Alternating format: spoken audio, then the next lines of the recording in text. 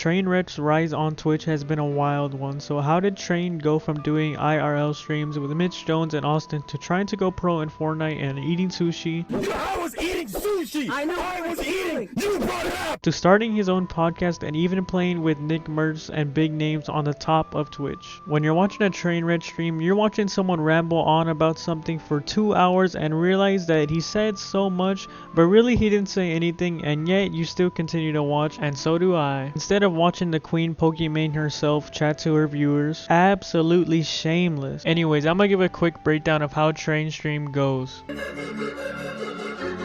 Turn on. Yeah! Cause we ran out of soda. Turn on. Yeah!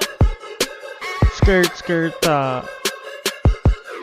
We got the 2-hour intro, baby, and we got the occasional 21 when Train is rapping in the back. And then, if we're lucky enough, we get the wise wisdom of Train. Yeah, that's pretty true. That's true, and yeah, that's true. That's pretty true. That's pretty true. I mean, that's true. Yeah, that's true. That's true. That's fucking true.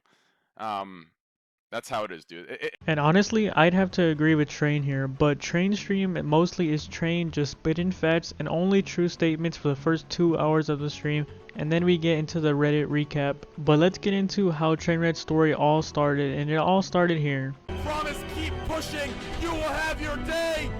You will have your day like you have given me my day.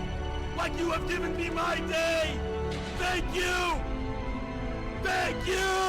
This speech, the speech that would start it all, and all the bends that would come from these speeches would grow Train stream even more, and Train was committed to exposing the fates of Twitch with these speeches and inspiring the millions in the arena watching. But when Train moved to Austin to start streaming with Mitch Jones, that's where Train started to get known in this community. And this duo of Mitch and Train ended on bad terms, but if you ask me, it was one of the best times on Twitch, at least for me. I remember countless nights watching these two do IRL streams together and dying in my bed, laughing so hard, and I know a lot of other people enjoyed these streams too. The duo streams these two would do together were hilarious and introduced me and many others to Trainwreck. From going to random parties at night and talking to random people, with Train being the alpha as Mitch's wingman, talking to girls, trying to get Mitch out of his slump. Then there was the moments where they would just go to a place to stream and then they would just sit in the parking lot for an hour stalling, saying the dumbest stuff with the funniest conversations. And the random moments where Train would just shout out his Twitter on stream, like twitter.com/Trainwreckstv repeatedly as a joke. Or was it really a joke? I don't really know, but it was a really smart way for people to follow Train and know when he's gonna go live next. But it would be pretty funny, and looking back on these streams where they did these IRL things and different streams, it's kind of weird. It almost feels like a whole different person Train was, because he was really trying his hardest to make it entertaining and make his moments shine in these streams, and it was a whole different time on Twitch really. After a couple fights and arguments, the law would eventually move out and they would go their separate ways, but this time in Twitch will never be forgotten for me because I enjoyed it so much. But this was just the beginning of Trainwreck reaching to the top of the Twitch mountain when Train started doing streams with other streamers in Austin like Asmongold, Soda Poppin', Mizkiff, and the most popular Earop221. Train would go on and stream things that he wants to play and start doing IRL streams less and more desktop streams, which would start the hour-long intro and the 2-hour-long Reddit recap. Then Train would go on an hour or sometimes longer rants about the dumbest things, like turning into a werewolf or just talking about the most random things. It was great. And sometimes he would start playing story games on stream on the hardest difficulty, and later even playing shooters, getting carried by pro Call of Duty players in Warzone and other FPS games like Valorant. Train would go on other streams and play games with other big streamers like Greek.x, and Greek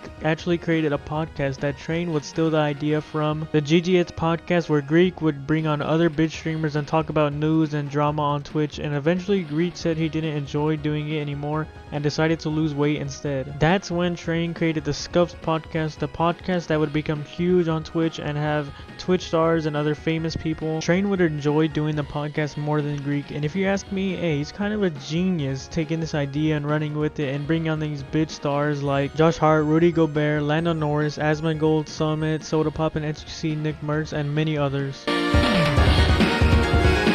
And if you don't know what the Scuffed Podcast is, this is probably the funniest podcast that you will listen to in your life, and you will probably lose a couple brain cells when you're watching this instead of learning anything, but that's what makes it entertaining. And the podcast starts off with the usual stalling for an hour of Train introducing the guests, trying to figure out the overlay of where to put everyone and how to introduce everyone, but the rest of the 3 hours are great content while they talk about Twitch drama and stuff in the real world going on, or just watching Train get up every 5 minutes for his coke break. But this podcast would grow Train's stream hugely because of the stars that would come on and how hilarious it is, and how Train will just add gay to every new guest. And the podcast has even gotten so huge, it's gotten sponsorships like Cash App to sponsor the podcast and give out money to random people in chat. And let's be honest, most people are just gonna give it right back to Domi himself in donations or subs. Once again, 200 IQ from Train. But this podcast is the coziest thing on Twitch at 12 to 4 in the morning at night that you can watch. And Train playing Warzone with Nick Mertz would lead to Train playing with NBA stars on Twitch, and then he would invite him onto his podcast. So Warzone was a huge part of Train's success, and also the current Among Us meta that is going on, that is bringing Train huge viewers and playing with big people like Ninja, HQC. And the thing about Train is he actually gives back his success to the Twitch community by donating and gifting subscribers to smaller streams and to his friends that stream, which other bigger streamers don't do. The fuck you say to me, you little shit?